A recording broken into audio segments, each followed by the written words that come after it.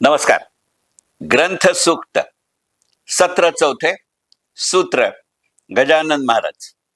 गजानन महाराज हे सूत्र धरून ग्रंथ सूक्तच्या चौथ्या सत्रातलं आजचं पुस्तक भाद खेर लिखित श्री गजानन दर्शन. भाद खेर हे नाव ऐकलं नाही किंवा त्यांनी लिहिलेलं पुस्तकं वाचली नाहीत असा मराठी वाचक नाही. निदान माझ्यासारखे जे 65-66 वर्षाचे आहेत असा तर एकही मराठी वाचक नाही की ज्यांनी भादखेर हे नाव ऐकलेलं नाही. पण त्यातही फार कमी जणांना कदाचित माहिती असेल की एरवी ज्येष्ठ लेखक, ज्येष्ठ पत्रकार, ज्येष्ठ संपादक, विशेषतः राजनीती आणि चरित्र लेखक म्हणून प्रसिद्ध असलेल्या भादखेर यांचं गजानन महाराजांवरती ही पुस्तक आहे हे फारसं वाचकांनाही माहिती नसेल आणि अनेकदा गजानन महाराजांच्या निस्सीम भक्तांनाही माहिती नसेल. कारण या पुस्तकाच्या प्रस्तावनेत म्हणतात तसं भादखेरांनीच सांगितलंय की एक काळ ते पूर्णपणाने नास्तिक होते. त्यांच्या पत्नी मात्र गजानन महाराजांची पोथी नियमितपणानं वाचत असत. त्यांच्या नात्यातली काही माणसंही गजानन महाराजांची पोथी नियमितपणानं वाचत असत. त्यांची आई सुद्धा गजानन महाराजांची पोथी नियमितपणाने वाचत असे.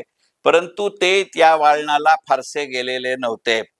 पण त्यांना वैयक्तिक आणि व्यावसायिक आयुष्यात आलेल्या काही अडचणींच्या काळात अचानकपणाने ते असं म्हणून गेले की मी पोथी वाचेन आणि त्यातनं तो प्रश्न सुटला असं प्रांजळपणानं सांगत या पुस्तकामध्ये एका वेगळ्या पद्धतीनं गजानन महाराजांचं दर्शन किंवा चरित्र मांडण्याचा प्रयत्न म्हणजे भाद खेर लिखित श्री गजानन दर्शन हे पुस्तक. मेहता पब्लिशिंग हाऊसनं 250 प्रसिद्ध केलेलं हे 250 पानी पुस्तक. या 250 पानी पुस्तकाची किंमत 390 रुपये आहे. हे पुस्तक म्हणतात तसं वेगवेगळ्या प्रकाशकांनी केलं. आधी मेहता पब्लिशिंगने केलं, मग मध्ये इतर 2 प्रकाशकांकडे गेलं आणि मग ते पुन्हा मेहता पब्लिशिंगकडे आलं. असे हे 3 प्रकाशक मिळून पण हे पुस्तक म्हणून या पुस्तकाची पहिली आवृत्ती 1976 साली प्रसिद्ध झाली आहे. आणि पुढचं वाक्य नीट ऐका. 1976 साली पहिली आवृत्ती प्रसिद्ध होताना या पुस्तकाच्या 10,000 प्रती छापल्या गेल्या होत्या आणि ह्या 10,000 प्रतींची विक्री अक्षरशः हातोहात झाली. आता फिरून पुन्हा हे पुस्तक मेहता पब्लिशिंगकडे आल्यानंतर सुद्धा त्याचं 5 वेळा पुनर्मुद्रण झालं.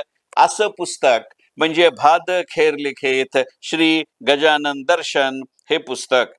या पुस्तकामध्ये भादखेर हे एकाच वेळेला पत्रकार आणि संपादकासारखे वागतात आणि त्याच वेळेला एखाद्या भक्तासारखे वागतात.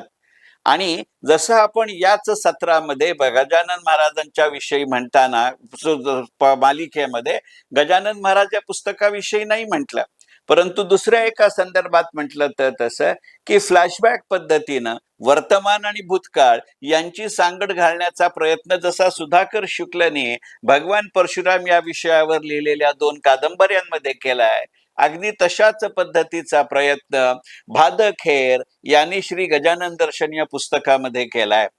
एक साधं याचं उदाहरण देता येण्याजोग आहे की गजानन महाराजांची दासगणू महाराजांनी लिहिलेली पोथी हा साहजिक या पुस्तकाचाही पाया आहे, कारण तोच त्यांच्या चरित्राचा पाया आहे. गजानन महाराजांच्या चरित्राचं प्रत्यक्ष दर्शन घेतलेल्या दासगणू महाराजांनी संस्थानाच्या आज्ञेनुसार केलेला ओवीबद्ध चरित्राचा लेखनाचा प्रयत्न म्हणजे दासगणू महाराज विरचित गजानन विजय ही पोथी.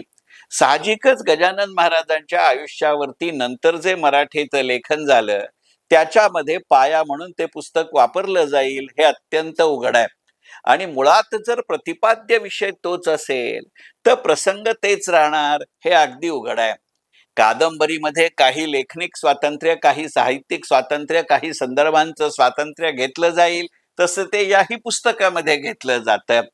पण तरीही मूळ ढाच्याला काही प्रमाणामध्ये तरी कोणत्याही प्रमाणातही धक्का न लावता गजानन महाराजांचं लिहिलं गेलेलं चरित्र म्हणजे भादखेर लिखित श्री गजानन दर्शन.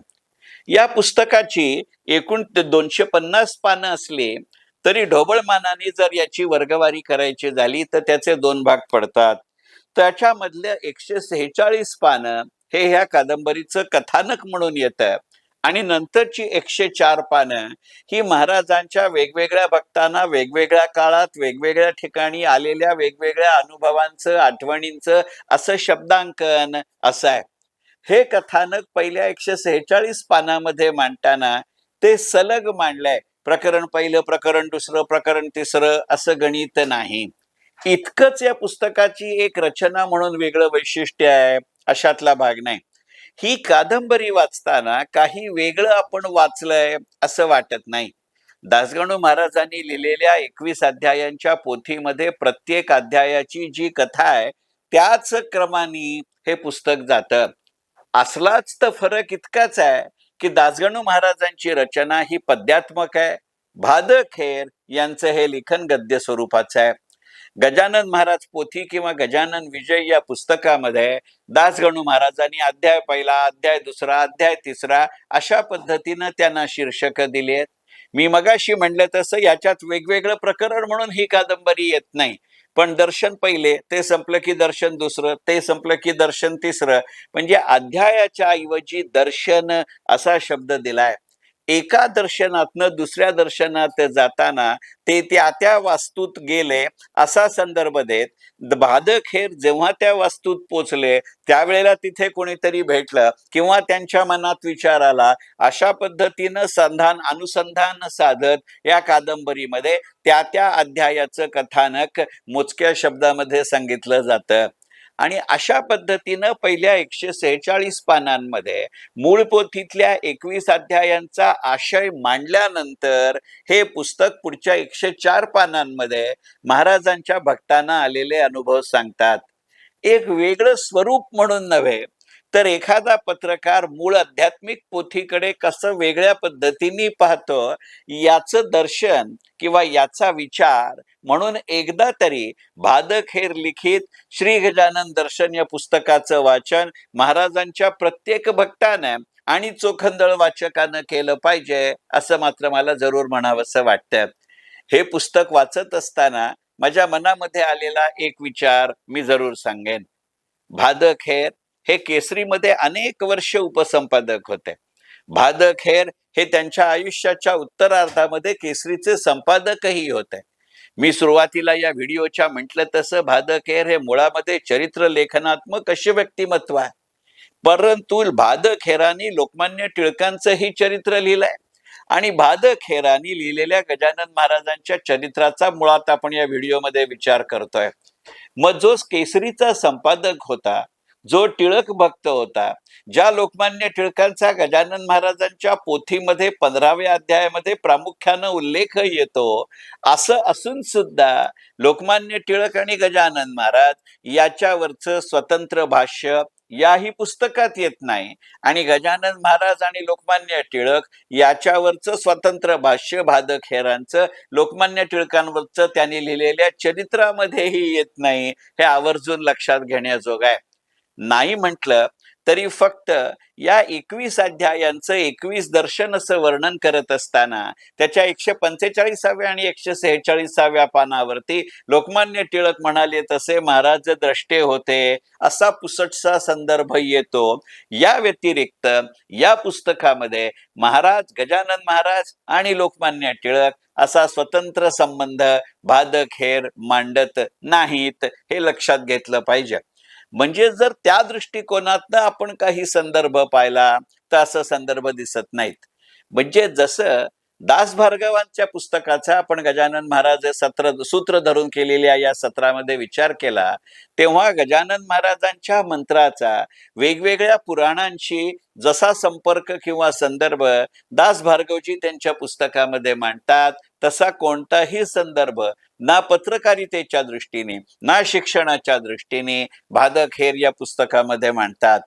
पण मुळातच एखाद्या सामान्य वाचकाला जो आयुष्याच्या पूर्वार्धामध्ये नास्तिक आहे पण तो टप्प्याटप्प्यानं आस्तिक होत जातो अशा संक्रमणावस्थेमध्ये असलेल्या भक्तानं की जो साक्षेपी पत्रकार आहे, सापेक्षी संपादक आहे, त्याच्याकडून अशा पद्धतीचा लागेबांधे असं शब्द न वापरता संदर्भ जोडण्याची जी प्रक्रिया एक सामान्य वाचक म्हणून आपल्या मनामध्ये असते, तसं कोणताही प्रयत्न भादखेर या पुस्तकामध्ये करत नाहीत. म्हटलं तर हे या पुस्तकाचं वैशिष्ट्य आहे, म्हटलं तर हे पुस्तकाचं वैगुण्य आहे. परंतु जसं आपण म्हणतो की you can criticize him, you can acclaim it, but you can't ignore him, तशा पद्धतीचं गजानन महाराज या विषयावरच्या पुस्तकांचा विचार करत असताना जे पुस्तक आवर्जून वाचलं पाहिजे असं पुस्तक म्हणजे भादखेर लिखित श्री गजानन दर्शन. मनपूर्वक धन्यवाद. ग्रंथ सूक्त.